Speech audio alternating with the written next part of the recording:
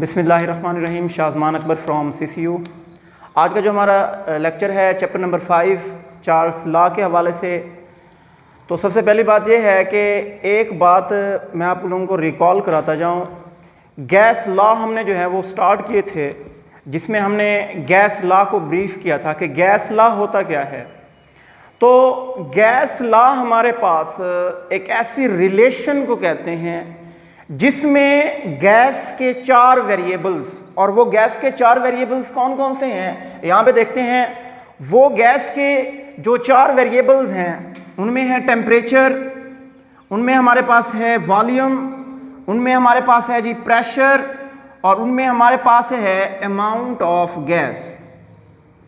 Amount of gas means जिसमें मास of gas भी हो सकता है, जिसमें नंबर ऑफ मोल्स भी कह सकते हैं। ये 4 वेरिएबल्स हैं गैस के। तो गैस के 4 वेरिएबल्स में से 2 वेरिएबल्स को कांस्टेंट रखकर 2 वेरिएबल्स के दरमियान रिलेशन को स्टडी करना, रिलेशन को डिस्क्राइब करना, एक्चुअल में इसे कहा जाता है कि ये गैस लॉ है।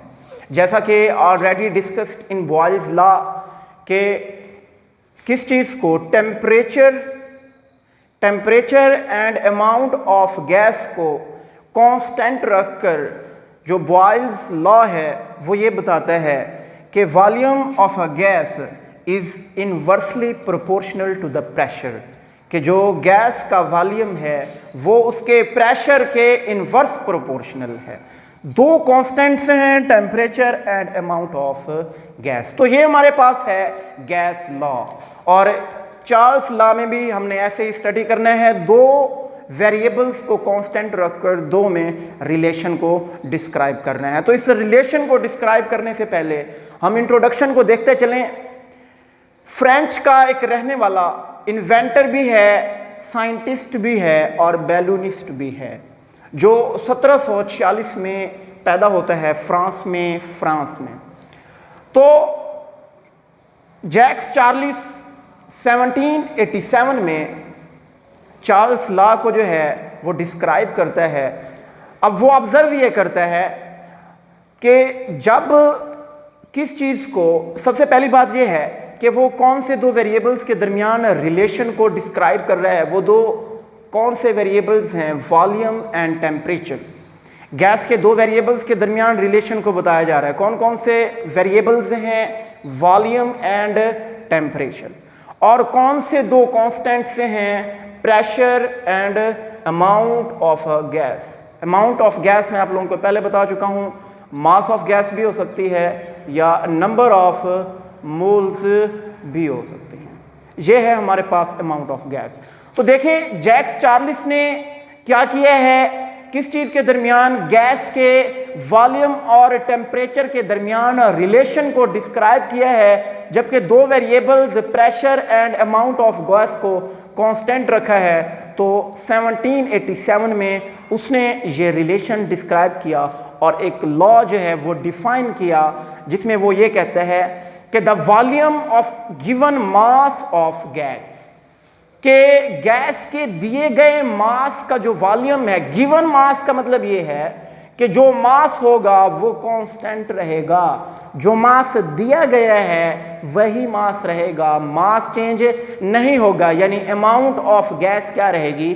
कांस्टेंट रहेगी। The volume of given mass of gas is directly proportional. Directly proportional का क्या मतलब है?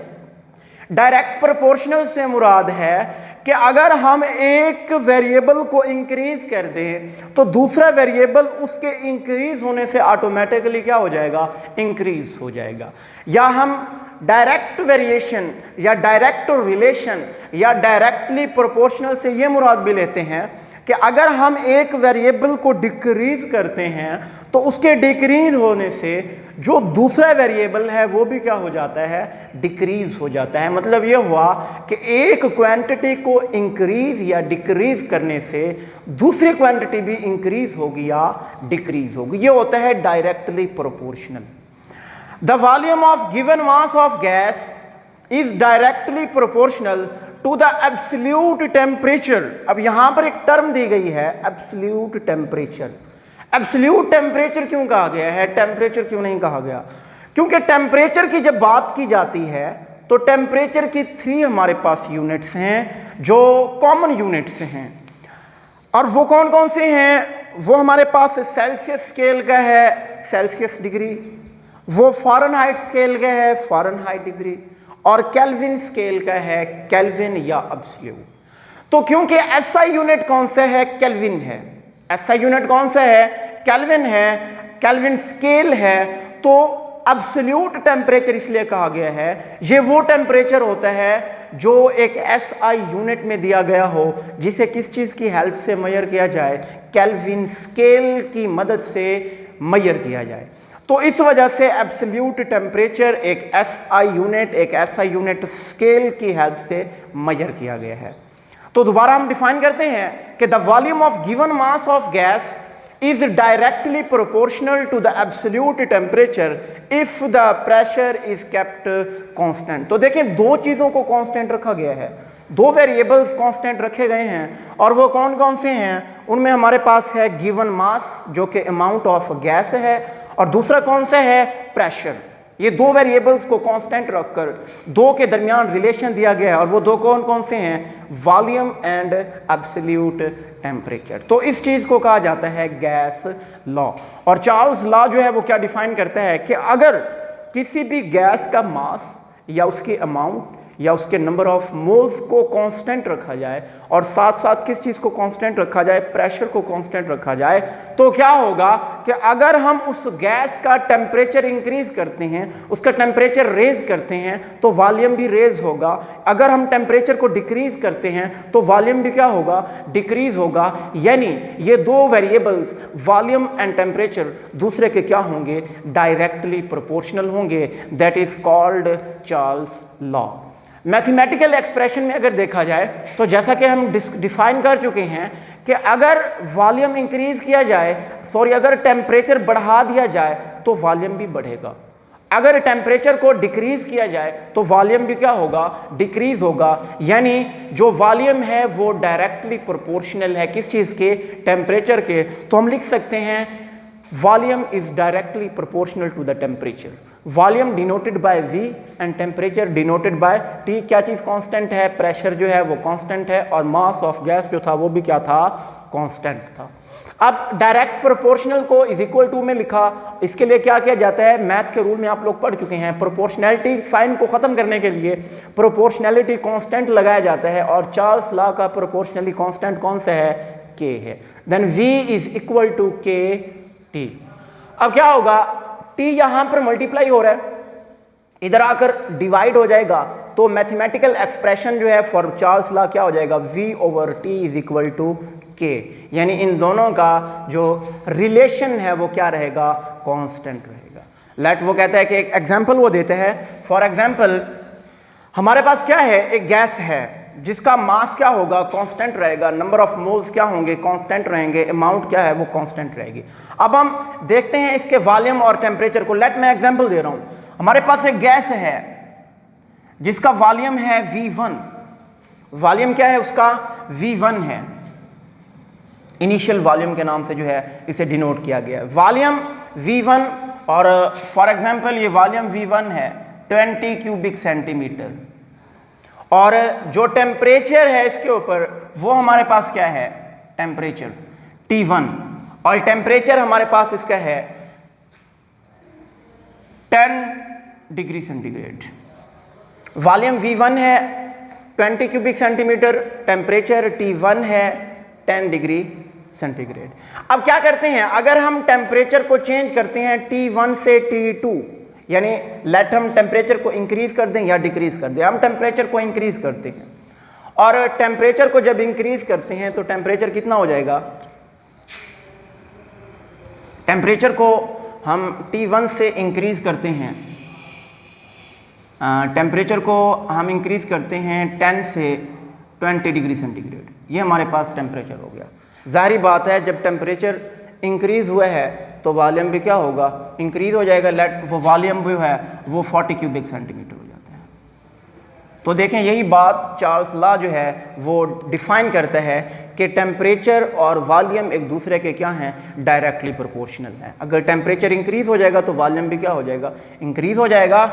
देन हम मैथमेटिकल एक्सप्रेशन लिख सकते हैं V1/T1 is equal to K and V2/T2 is equal to K। दोनों के कांस्टेंट्स सेम हैं, दोनों के कांस्टेंट्स एक जैसे हैं, तो इस लिहाज से दोनों के वेरिएबल्स भी क्या होंगे, इक्वल होंगे। तो हम लिख सकते हैं मैथमेटिकली चार्ल्स लॉ को V1/T1 is equal to V2/T2। ये हमारे पास हो गया मैथमेटिकल एक्सप्रेशन जो है चार्ल्स लॉ का। अब चार्ल्स लॉ ने एक्सपेरिमेंटली इसको वेरीफाई किया है। ये तो मैंने जस्ट आप लोग को एक लैटिक एग्जाम्पल दी है।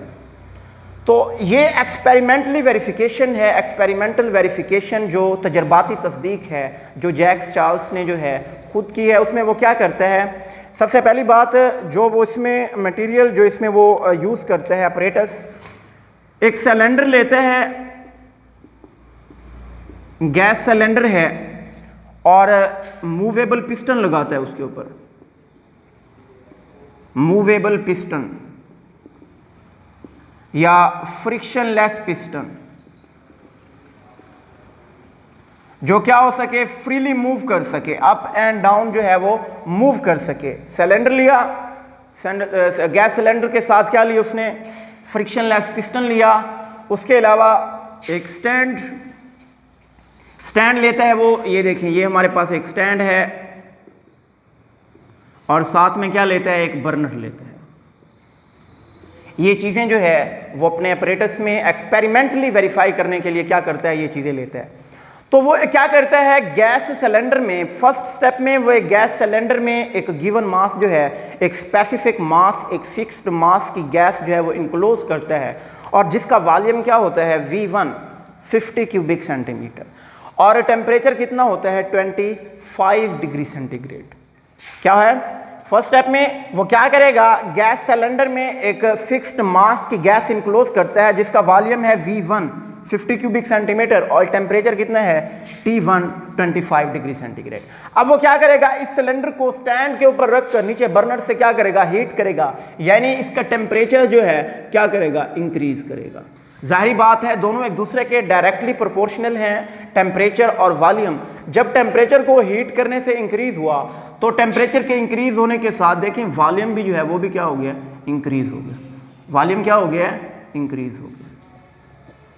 टेम्परेचर T1 से T2 कितना हो गया, 100 डिग्री सेंटीग्रेड, और वॉल्यूम जो है V1 50 क्यूबिक सेंटीमीटर था, और V2 कितना हो गया 62.5 क्यूबिक सेंटीमीटर। तो ये जैक्स चार्ल्स ने एक्सपेरिमेंटली जो है वेरीफाई कर दिया कि जब किसी भी गैस का गिवन मास का टेम्परेचर बढ़ा दिया जाए तो उसका वॉल्यूम भी क्या हो जाता है, बढ़ जाता है, और अगर डिक्रीज कर दिया जाए तो वॉल्यूम भी क्या हो जाएगा, डिक्रीज हो जाएगा। अब ऐसा होता क्यों है, हाउ एक्सपेंड गैसेस एक्सपेंड कैसे होती हैं, या गैसेस का वॉल्यूम कैसे डिक्रीज होता है। तो ये बात माइंड में रखिएगा कि जब भी गैस के मॉलिक्यूल्स का टेम्परेचर बढ़ेगा तो टेम्परेचर बढ़ने से क्या होता है, उनकी काइनेटिक एनर्जी इंक्रीज हो जाती है।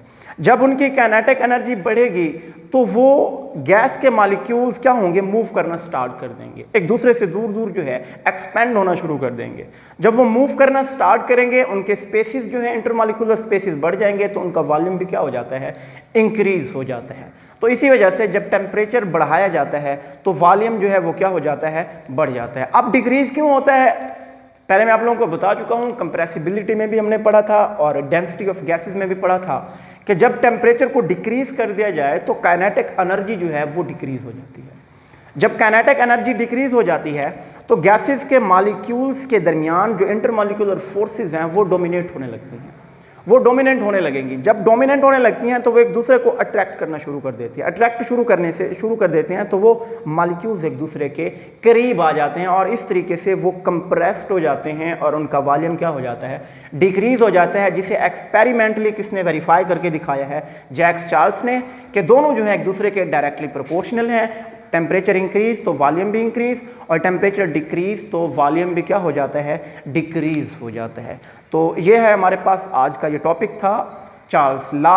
ये लॉन्ग के हवाले से है बेटे, इसको आप लोगों ने अच्छे तरीके से प्रिपेयर करना है और इंशाल्लाह नेक्स्ट टॉपिक में हम अपना एवापोरेशन जो है वो स्टार्ट करेंगे।